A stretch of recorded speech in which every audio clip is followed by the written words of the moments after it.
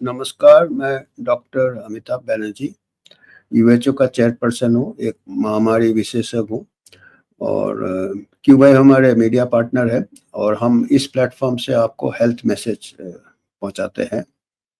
और ये जो हमारे देश में काफ़ी डिज़ास्टर होते हैं फ्लड का, पर्टिकुलरली जो फ्लड होते हैं, वो काफ़ी हर साल बरसात के बाद फ्लड पूरे इंडिया में आसाम से लेके बिहार से लेके यहाँ तक कि बम्बई में भी फ्लड आ जाते हैं। आपने देखेंगे कि लोग को चलना पड़ता है पानी में और फ्लडिंग के बाद हमारा एक ये देखिए घरों में पानी आ जाते हैं, गंदा पानी घरों में आ जाते हैं, ड्रेन में आ जाते हैं।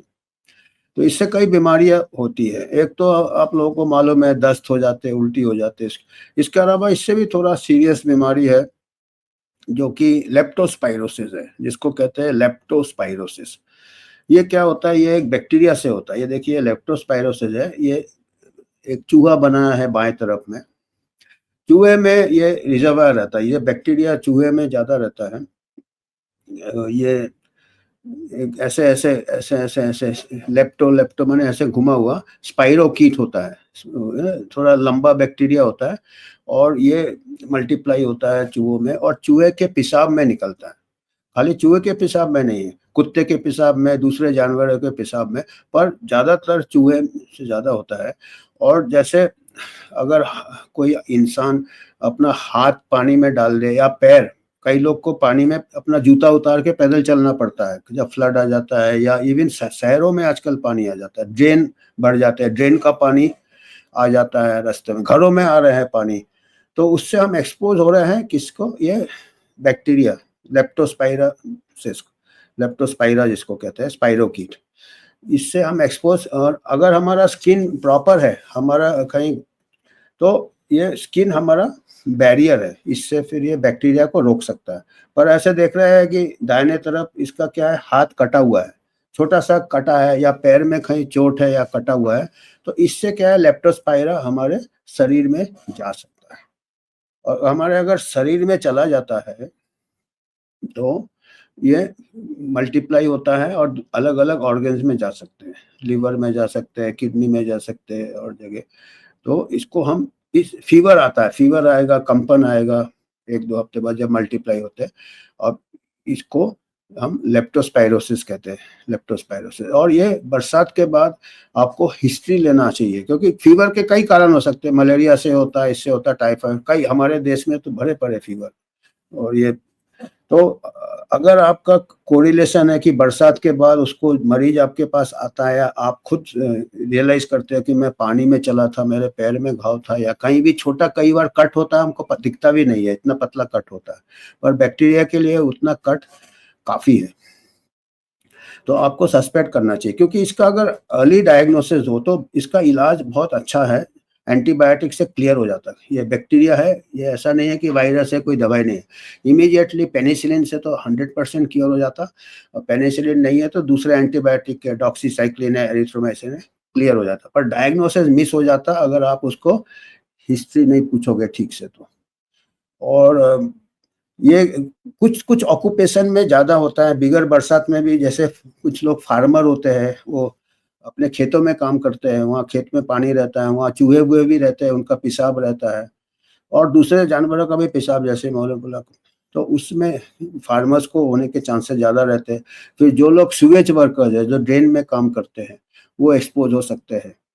तो कुछ इसमें जाते हैं, ट्रैकिंग में जाते हैं, जंगल में जाते हैं, पहाड़ में जाते हैं, वहाँ पे एनिमल्स रहते हैं, यूरिन कंटामिनेटेड सॉइल रहता है, जो वहाँ का जो सॉइल है वो कैन बी कंटामिनेटेड विथ ये कई तरीके से आदमी को ये हो सकता है। और कई बार क्या है कि चूहे का तो हमारे देश में काफ़ी प्रॉब्लम है। अ, एक हमको याद है कि मैं उस टाइम शायद हाँ, आर्मी में था मैं। मैं अपना I was lead epidemic investigating team को मैं लीड कर रहा था। I was head of the epidemic investigation team, हमारा एफएमसी में था, आर्म फोर्सेस का। तो जहाँ-जहाँ ऐसे आता था आउटब्रेक का, तो हम जाके इमीडिएटली इन्वेस्टिगेट करते थे। तो एक पूना में आपको मालूम है कि आर्टिफिशियल लिम्ब सेंटर है। जो लोग के माने पैर कट जाते हैं या हाथ कट जाते हैं तो वहाँ आर्टिफिशियल लिम्ब सेंटर में उनको आर्टिफिशियल लिम्ब लगता है। तो एक बहुत इंटरेस्टिंग केस था। एक उड़ीसा से एक फार्मर आया था, उसके दोनों घुटने के नीचे दोनों पैर एम्पुटेट हो गए थे। किसी अस्पताल में वहाँ उड़ीसा में, मैं अस्पताल का नाम नहीं लूँगा। ये तो वो बड़ा अस्पताल था पर बहुत पुराना अस्पताल था। पहले पुराने अस्पताल पुराने बिल्डिंग में होते थे जो कि तो वो उसके दोनों पैर का एम्पुटेशन हो गया था कुछ बीमारी के लिए, वो हो जाते हैं पेरिफेरल वास्कुलर डिजीज़ वगैरह कुछ। और वो फार्मर था, एक सर्विसमैन था। तो वो करीब 2 महीने भर्ती रहा उस अस्पताल में और 2 महीने जब उसके घाव-वाव ठीक हो गए तो उसको ट्रांसफ़र किया आर्टिफिशियल लिम्ब सेंटर पूना में। उसको आर्टिफिशियल लिम्ब लगाने के लिए। पर जैसे ही वो आर्टिफिशियल लिम्ब सेंटर आया, उसको काफ़ी ज़ोरों से बुखार आ गया, काफ़ी बुखार, कंपन आ गया। फिर उसको जो कल्चर-वल्चर किया, पेशाब कल्चर ये किया, उसको हिस्ट्री-विस्ट्री पूछा, वो फार्मर है ये वगैरह, तो उसको लेप्टोस्पायरोसिस निकला। तो उसको फिर हमको क्योंकि ये ऐसे कुछ बीमारी होते हैं जो कि हमको नोटिफ़ाई किए जाते थे आर्म्ड फोर्सेस में, तो हमको बोला कि जाके इन्वेस्टिगेट करो। तो हम लोग जब गए उसको इन्वेस्टिगेट किया तो पहले तो जो डॉक्टर्स ने लिखा था बोला कि ये तो लेप्टोस्पायरोसिस है, ये फार्मर है और फार्मर है तो इसको तो उससे हो गया होगा, खेतों से हो गया होगा। तो हमको थोड़ा ये लगा, हमने फिर उसको पूछा, उसका पूरा हिस्ट्री लिया। हमने पूछा कि भई आप जिस अस्पताल ने आपको रेफ़र किया है, तो बोला मैं तो 2 महीने उसी अस्पताल में था, मैं तो 3 महीने से फार्म में काम ही नहीं किया, मैं तकलीफ़ था, मैं फार्म में गया ही नहीं। मैं 2 महीने से उसी अस्पताल में था और मेरे तो पैर भी नहीं थे, मैं कहीं जा भी नहीं सकता था।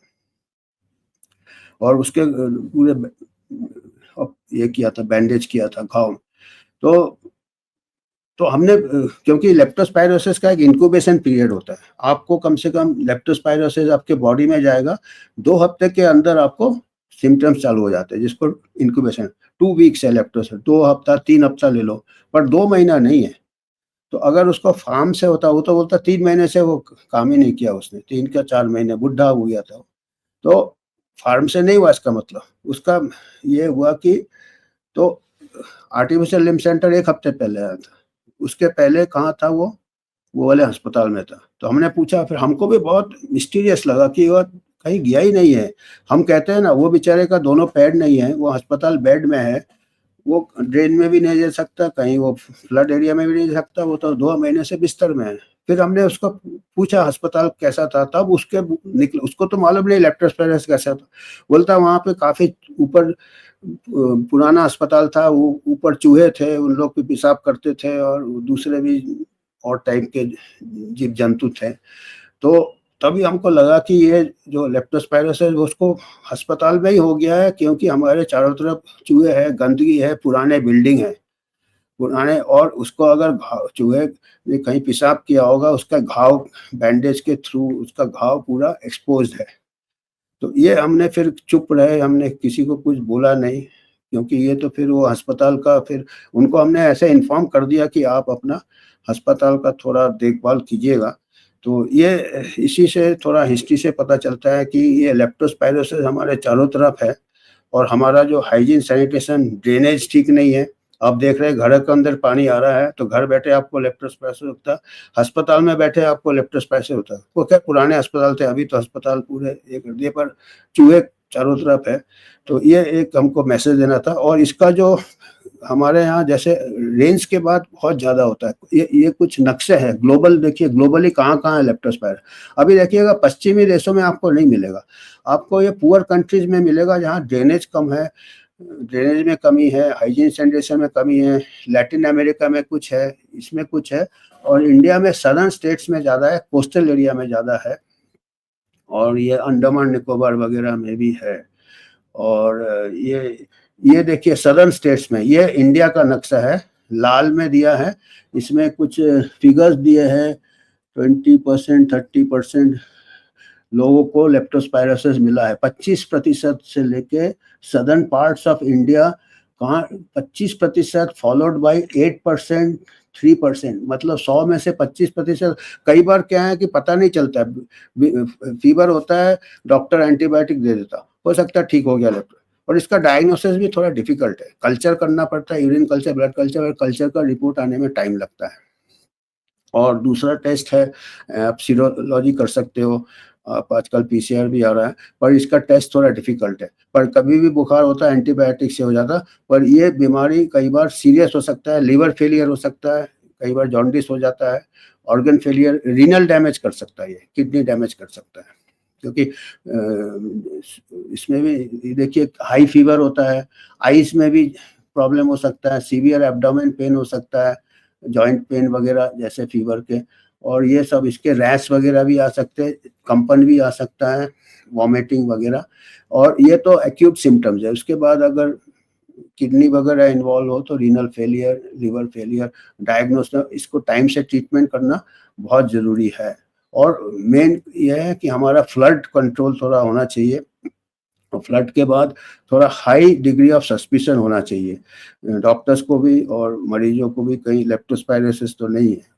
तो ये आज का हमारा ये मैसेज था, लेप्टोस्पायरोसिस ये भी नेग्लेक्टेड ट्रॉपिकल डिजीज में आता है। आजकल मैं ये किताब ही अब पढ़ रहा हूँ कि ये कौन कौन से डिजीज है, और जो भी मैं डिजीज पढ़ रहा हूँ और अपने जो वातावरण देख रहा हूँ, हमको लग रहा है कि ये सब बीमारी है। अभी हमारा डिजीज एस के लिए वेट नहीं करना है, ये सब डिजीज ही हम, कोई इसके ऊपर ध्यान ही नहीं दे रहा, क्योंकि ये पश्चिम में नहीं होता।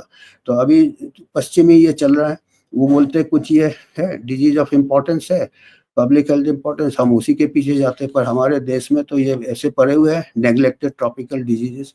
तो ये आपको, जब तक आप डिमांड नहीं करोगे अपने पॉलिसी मेकर्स से, तो ये नेग्लेक्टेड ही चलेंगे, नेग्लेक्टेड ट्रॉपिकल डिजीजेस।